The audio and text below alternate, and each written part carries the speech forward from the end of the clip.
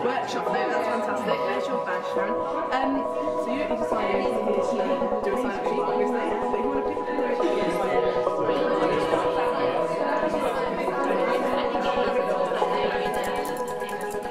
It's wonderful to see so many people here today. I think it's going to be a really exciting, I've met some really cool people already today, a really exciting and inspiring afternoon. We have a very active Women in Academia network. The network has 4 main aims, quite simple.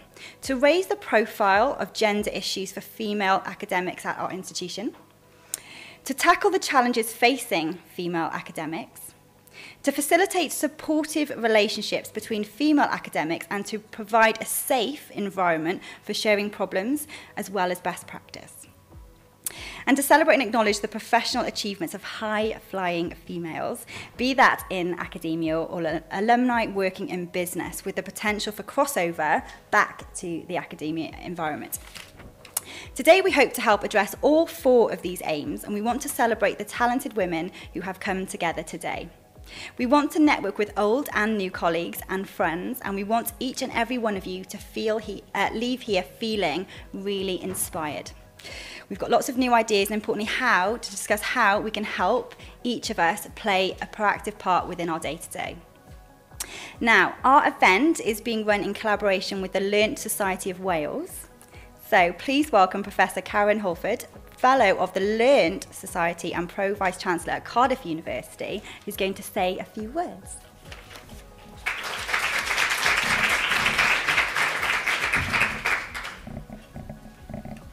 Okay, thanks very much, Amy. Well, I'm going to say very few words because I think less is more on these occasions, but it's great to see so many women coming together. I work in a world where there's a lot of men because I'm a mechanical engineer by background. I'm a fellow of the Royal Academy of Engineering and a fellow of the Learned Society of Wales. And they are very, very male-dominated environments. The further you get up the tree, you know, in the sort of Learned Society of Wales and the fellowship, there's very, very few females. And we have to change that because the people who do all the work, actually, there's a huge a majority of females actually working away, slaving away, making this country great, but not getting the recognition and not moving into leadership positions or prominent positions in public life and so on. So there's loads of networks throughout Wales who are looking to change that. And I do actually feel that the tide is changing. I do feel more sort of happening in terms of women in leadership roles and in prominent roles. But one of the things that is important to me is when women come together, we do great things and we also have a lot of fun, don't we? So I hope this afternoon you'll have a lot of fun. There's some brilliant workshops led by some brilliant women, and I'm just sorry I can't come to those workshops because that's, you know, it's just such a shame, but I've got to get back to something. So the Learned Society of Wales and the Women in Academia Network have worked very hard to put this day on for you, so thank you very much to them. And I really, really hope that you'll have a great time this afternoon. Now, it also falls upon me to introduce our keynote speaker for the day. So the keynote speaker is Kate Lewis. I'm sure you all have seen Kate on the television. Kate's a journalist at ITV Cymru Wales. She's worked at ITV for 8 years, and prior to this she worked in both sport and current affairs at BBC Cymru Wales. So living the high life. So after initially moving to ITV to work on Welsh language programmes produced by S4C, Kate has over the last 3 years worked as a content editor in the newsroom, and I think that's a role where there's not many women. So we're getting better. But getting better, yeah, exactly. Her role involves creative news gathering, commissioning stories and writing for multiple platforms. But in addition to this, which is where you may have seen her, over the last year and a half, Kate's become a very, very familiar and famous and very sort of well-presented face presenting Wales's national weather. So over to you, Kate. Thanks very much for joining us.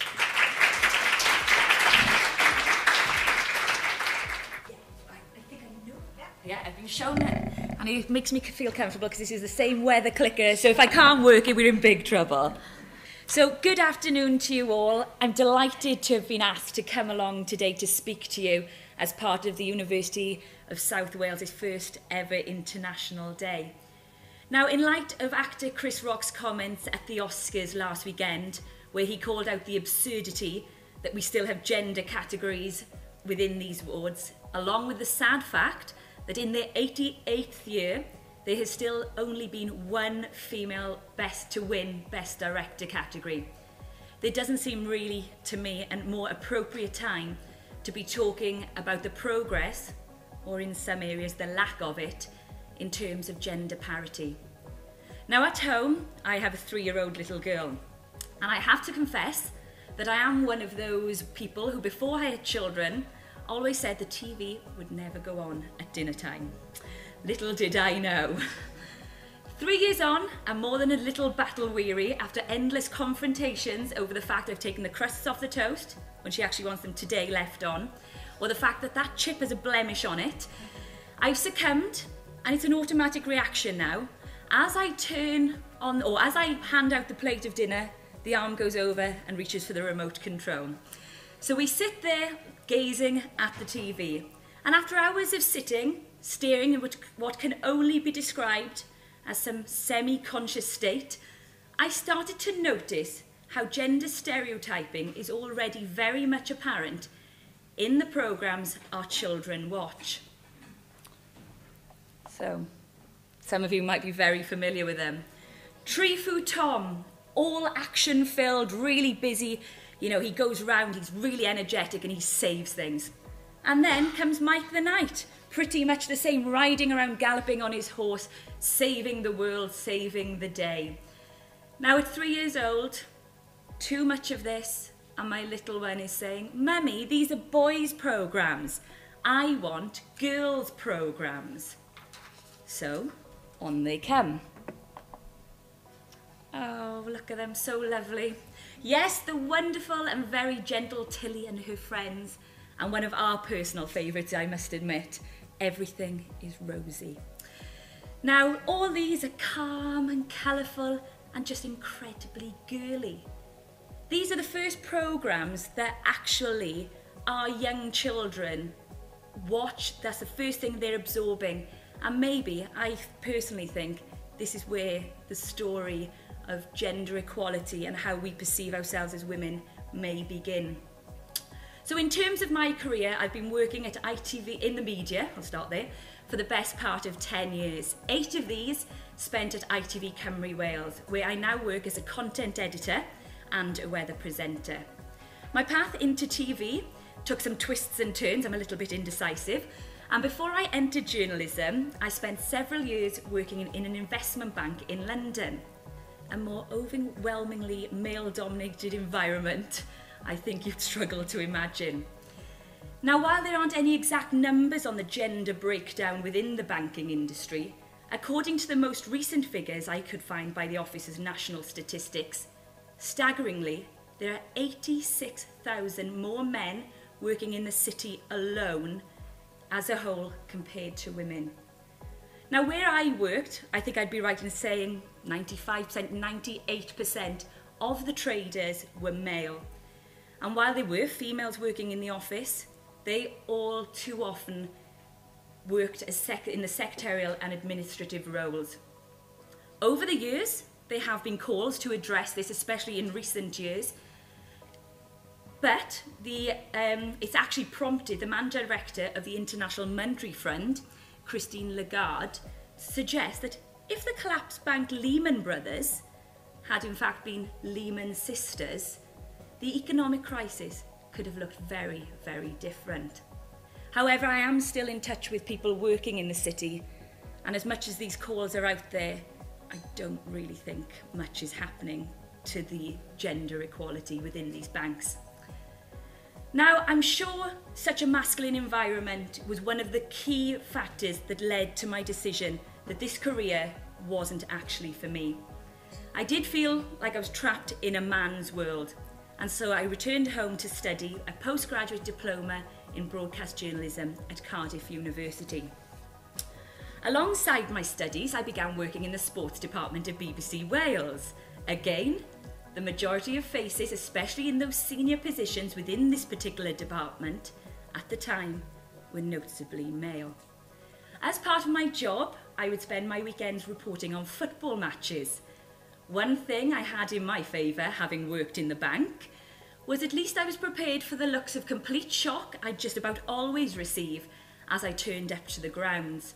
and the amount of double takes that would happen as I walked into the press conference room. I actually do think they thought I'd walked into the wrong room or was about to serve the refreshments. But don't get me wrong, I really enjoyed working in sport, and I think the media are definitely more aware now than ever of the lack of parity that's within it.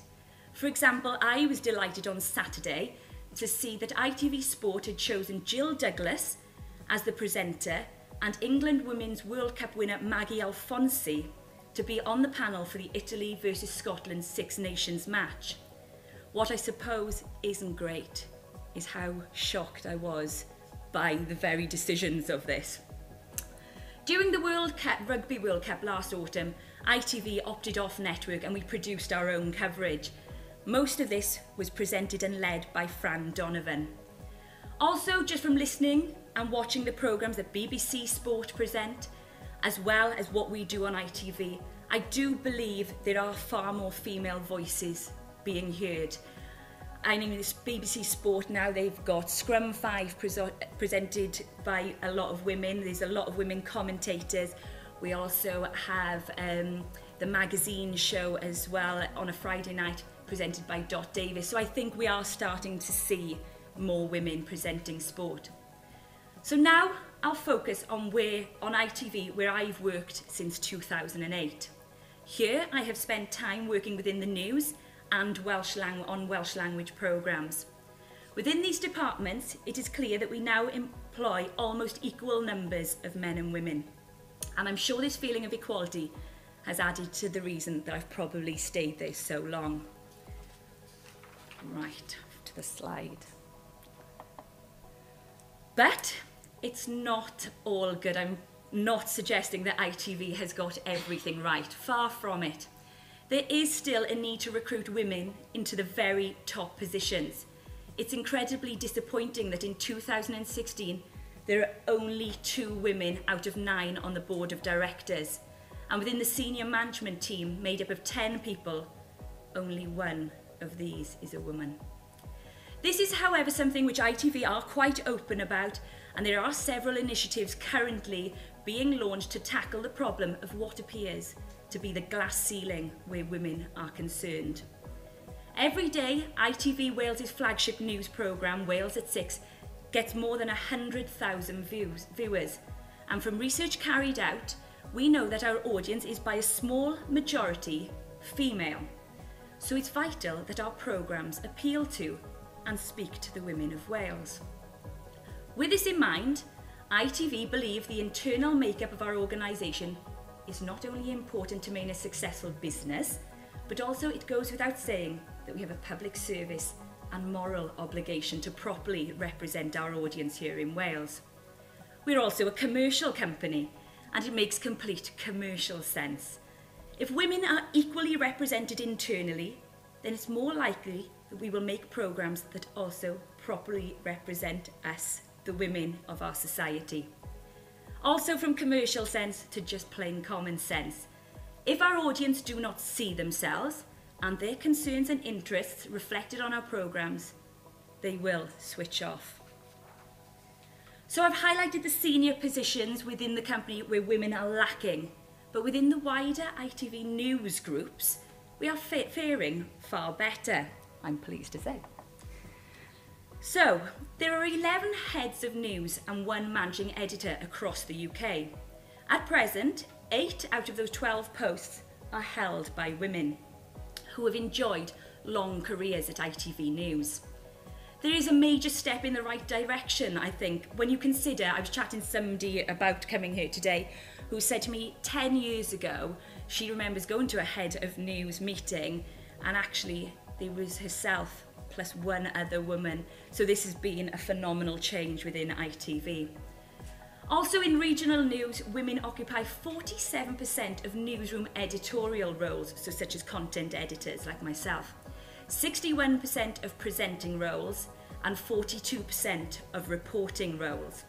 And our talent pipeline, I'm pleased to say, is looking healthy too, with 8 out of 11 new trainees last year being female. Now, more locally within ITV Cymru Wales, we have a headcount of 94 staff, of whom 46 are women. Importantly, within news, we have a number of women who are in decision-making roles. Out of 7 content editors in the newsroom, 6 are now women, so a massive, massive change from where we've been. And for the first time, our production and technical team, so I've let it down a bit there with my technical side, is led by a female operations manager. We are also working hard to provide alternative routes into working at ITV. And for the first time, we've taken on 3 apprentices, and 2 out of the 3 are young women. Also in the last few weeks, ITV Cymru Wales has recruited a trainee camera operator. We had 424 applications, and I'm delighted to say the successful candidate is a female. This is the first time ITV Wales has ever employed a female camera operator, and I'm sure she'll give the men a very good run for their money. So within the management team and editorial team, we have reached a point where women are in the majority, which certainly, as I've mentioned, was not the case 10 years ago. We do, however, have some work to do within our English language current affairs programmes. I'm sure many of you know we make Wales This Week, Coast and Country, and Sharp End, the politics programme.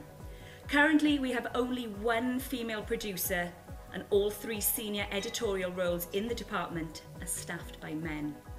So a bit of work to do there. Now, on-screen representation. As I mentioned, research shows Wales at 6 has slightly more female viewers, so it's incredibly important to us that they see themselves on screen.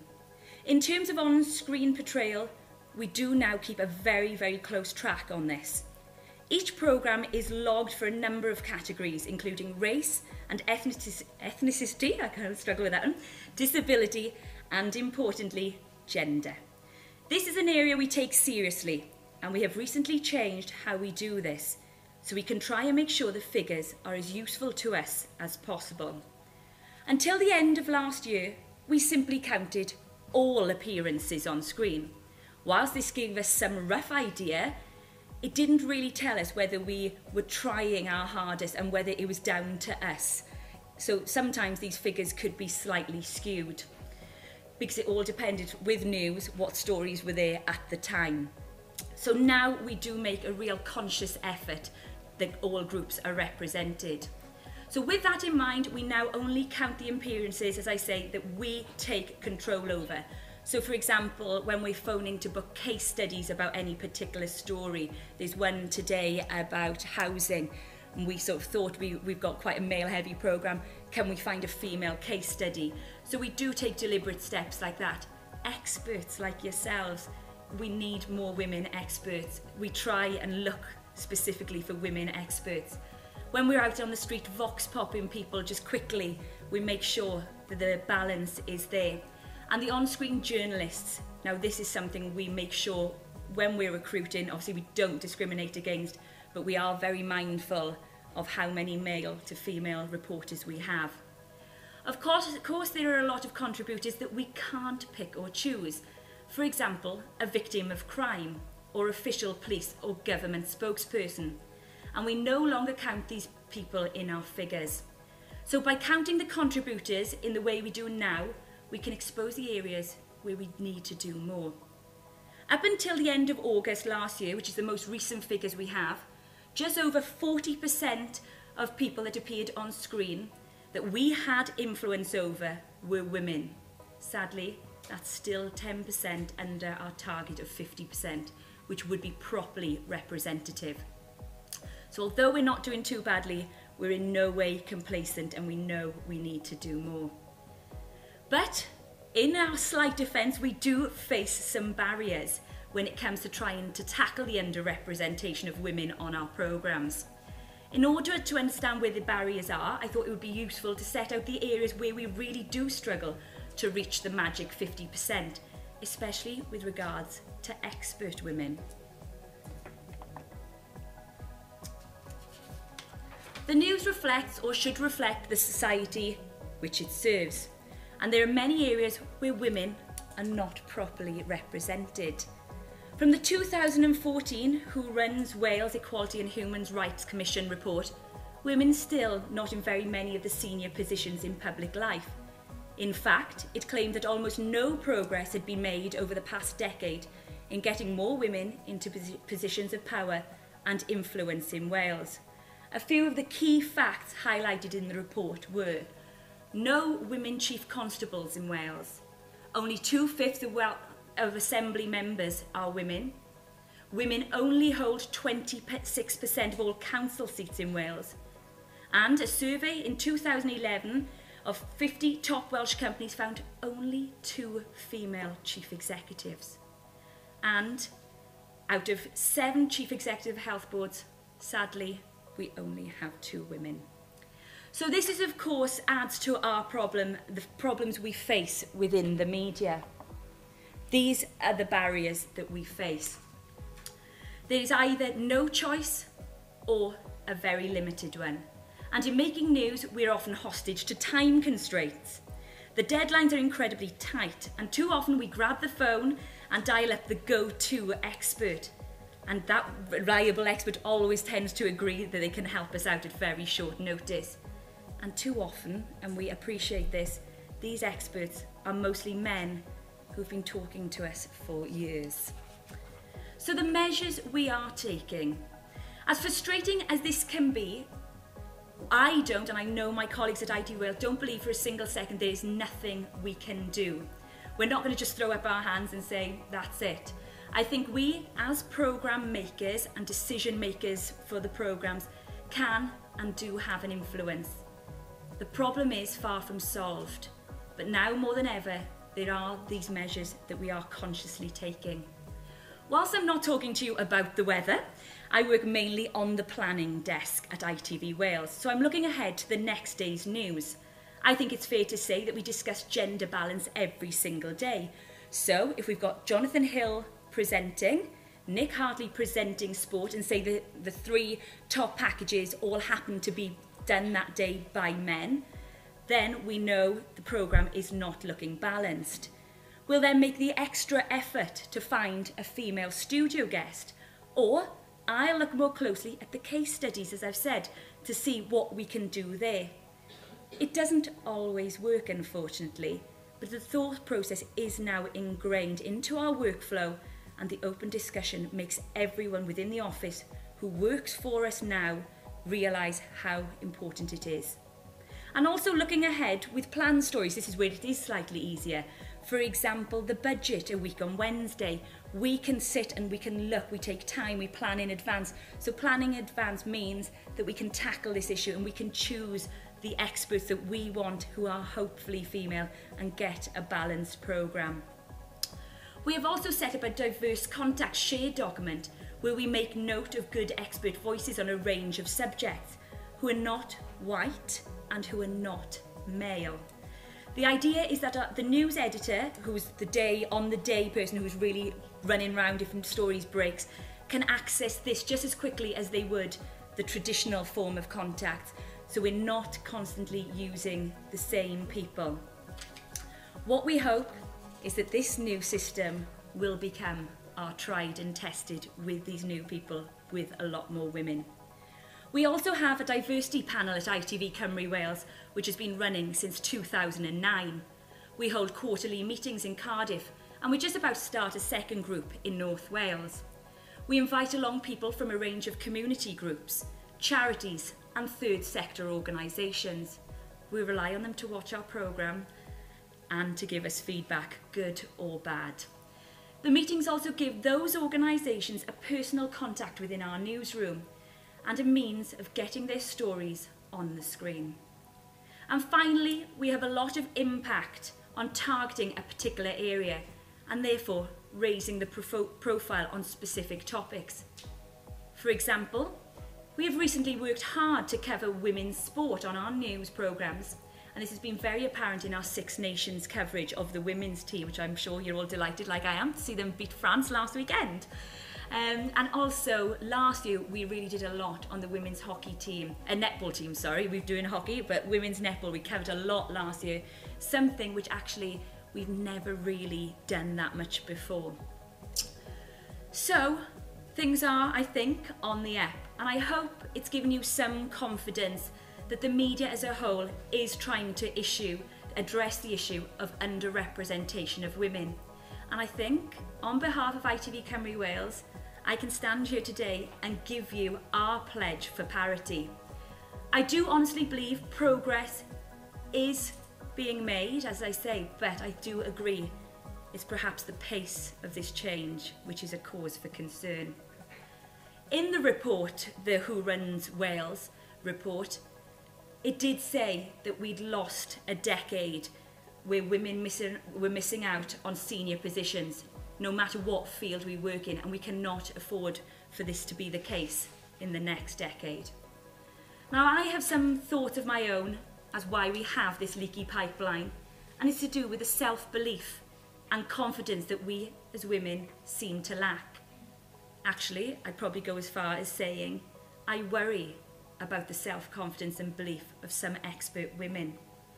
As part of my job as content editor, I have had several conversations with expert women who I'm trying to persuade to come onto our programme. And they tell me they're not quite expert enough, or they are not pretty enough, or thin enough to appear on TV. Needless to say, I've never had that conversation with a man. Now, I can see that from both sides of the coin, really. I mean, I do my content editor where I'm trying to persuade expert women, and on the flip side, I stand there and I put myself forward as a weather presenter. I can be talking about the biggest storm to hit Wales in decades, and the majority of my tweets, Facebook messages, and any other form of social media is the fact they didn't like the necklace I was wearing today, or the fact that my hair looks better down and curly than it does up and straight. So I understand where this confidence or lack of it can come from, because we are out there to be judged. But I think it's now about believing in ourselves, believing that we can reach the top and ignoring all the other bits that go with it. We can match our male counterparts. The headlines have told us girls outperform boys in school. So why can we not start doing this in the workplace? Let's hope over the next 10 years, or even sooner, then we can. Thank you.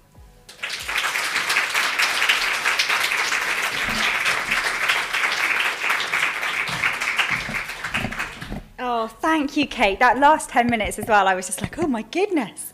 But a world that we all consume so much of, and I think that, I don't know about you guys, but me for one, just you see people on the telly and think, oh great, that's a woman, but you don't know so much about all of the work that goes into that decision being made. So to get an insight into a world that, you know, like I said, that we all consume so much of, thank you. And I for one am extremely grateful to have met you today. I think you're awesome.